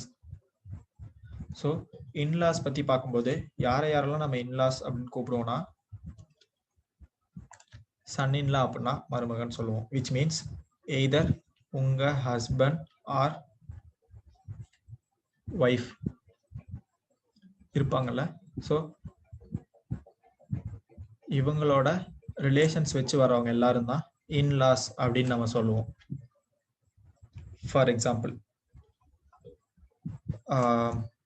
S சன்-இன்-லா டாட்டர்-இன்-லா vary ஆகும். பட் அதர் கேசஸ்ல எல்லாமே சிமிலர் தான். லைக் இப்போ மதர்-இன்-லா பார்த்தீங்கன்னா, ஸோ உங்க ஹஸ்பண்டோட மதரையோ அல்லது ஒய்ஃபோட மதரையோ தான் வந்துட்டு நீங்க மதர்-இன்-லான்னு சொல்லுவீங்க. சிமிலர்லி உங்க ஹஸ்பண்டோட ஃபாதரையோ அல்லது ஒய்ஃபோட ஃபாதரையோ தான் நீங்க ஃபாதர்-இன்-லான்னு சொல்லுவீங்க. And brother in law sister in law same. Husband ஒய்ஃபோட பிரதர்ஸ் ஆர் சிஸ்டர்ஸை பிரதர்-இன்-லா ஆர் சிஸ்டர்-இன்-லான்னு சொல்லுவோம். சன்-இன்-லா அப்படின்னா, ஸோ இவங்க இருக்காங்க அல்லவா, லைக் உங்க ஹஸ்பண்டோட ஒய்ஃப், லைக் உங்க husband or wife for example அவங்களோட மதர் ஆர் ஃபாதருக்கு நீங்க வந்துட்டு சன்-இன்-லாவா இருப்பீங்க ஆர் டாட்டர்-இன்-லாவா இருப்பீங்க. விச் மீன்ஸ் உங்க மாமனார் மாமியாருக்கு வந்துட்டு நீங்க சன்-இன்-லா ஆர் டாட்டர்-இன்-லாவா இருப்பீங்க. ஸோ இது இன்லாஸ். தென் இன்லாஸோட குழந்தைங்க இருக்காங்க அப்படின்னா, என்னவா இருந்தாலும் சரி, பிரதர்-இன்-லா ஆர் ஃபாதர்-இன்-லா, மதர்-இன்-லா ஆர் ஃபாதர்-இன்-லா எடுத்துறாதீங்க, பிரதர்-இன்-லா அண்ட் சிஸ்டர்-இன்-லா. ஸோ இவங்க 2 பேர் மட்டும்தான். ஏன்னா மதர் ஃபாதர் ஏன் எடுக்கக்கூடாதுன்னா, இப்போ உங்களோட மதர்-இன்-லா இருக்காங்க, அவங்களோட டாட்டர் அப்படின்னா, ஃபார் எக்ஸாம்பிள் நீங்க மேல இருந்தீங்கன்னா அவங்களோட டாட்டர் உங்களுக்கு யாராவாங்கன்னா ஒய்ஃப் ஆயிடுவாங்க. ஸோ இந்த கேசஸ்ல அவங்களோட சன்ஸ் ஆர் டாட்டர்ஸ் வந்துட்டு உங்களுக்கு டைரக்ட் ரிலேஷனா தான் இருப்பாங்க. உங்களோட பிரதர்-இன்-லா ஆர் சிஸ்டர்-இன்-லாவோட சன் ஆர் டாட்டர் இருக்காங்க அப்படின்னா அவங்க வந்துட்டு உங்களுக்கு நெஃப்யூ அண்ட் நீஸ் ஆவாங்க. மேல்னா நெஃப்யூ, ஃபீமேல்னா niece. So nephew or niece ஆவாங்க பிரதர்-இன்-லா ஆர் சிஸ்டர்-இன்-லாவோட சன் ஆர் டாட்டர்ஸ். தென் இன்னொரு கேஸ்லயும் நெஃப்யூ அண்ட் நீஸ் வருவாங்க. எப்போ அப்படின்னா, உங்களோட brother, own brother or sister அவங்களோட சன் ஆர் டாட்டரை வந்துட்டு நீங்க நெஃப்யூ ஆர் நீஸ் அப்படின்னு தான் சொல்லுவீங்க. Nephew or niece. Son in law or brother in law அவங்களோட son or daughter or direct brother or sister,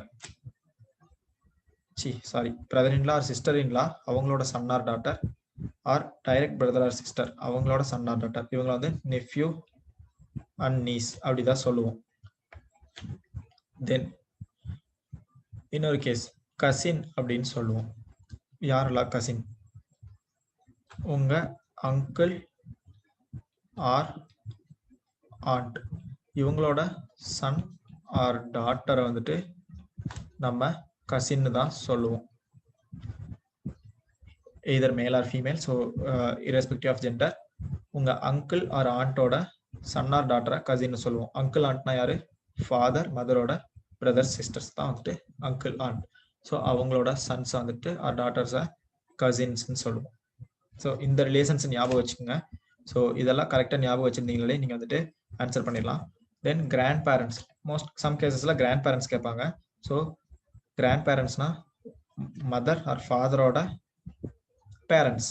like உங்கள் ஃபாதர் இருக்காங்கன்னா அவங்களோட ஃபாதரை கிராண்ட் ஃபாதர்னு சொல்லுவீங்க, அண்ட் மதரோட ஃபாதரை கிராண்ட் ஃபாதர்னு தான் சொல்லுவீங்க, அண்ட் ஃபாதர் மதரோட மதரை கிராண்ட் மதர்னு சொல்லுவீங்க. சம் கேசஸ்ல கிரேட் கிராண்ட் ஃபாதர், கிரேட் கிராண்ட் மதர்னு வருவாங்க. ஸோ இந்த கிராண்ட் ஃபாதர்ஸோட பேரண்ட்ஸை great grandfather, grandmother அப்படின்னு சொல்லுவோம். ஸோ அந்த மாதிரி ரிலேஷன்ஸ் மோஸ்ட்லி கேட்க மாட்டாங்க. So concentrate on grandfather, grandmother. So father மதரோட ஃபாதர், அவங்களோட ஃபாதர் மதரை வந்துட்டு கிராண்ட் ஃபாதர், கிராண்ட் மதர்னு சொல்லுவோம். ஸோ இதுதான் ரிலேஷன்ஸ். ரிலேஷன்ஸ் கரெக்டாக ஞாபகம் வச்சுக்கோங்க. அண்ட் ரிலேஷன்ஸும் லைக் ரைட் பண்ணி ஒரு ஃபேமிலி ட்ரீ மாதிரி கிரியேட் பண்ண ட்ரை பண்ணுங்க, கொஞ்சம் ஈஸியாக சால்வ் பண்ண முடியும். Okay, so that's all for today. I think almost நம்ம டாபிக் வைஸ் கவர் பண்ண எல்லா டாபிக்ஸும் இதில் கவர் பண்ணிட்டோம். ஸோ இந்த இம்பார்ட்டன்ட் பாயிண்ட்ஸ்லாம் ஞாபகம் வச்சுக்கோங்க. All the best for your exam.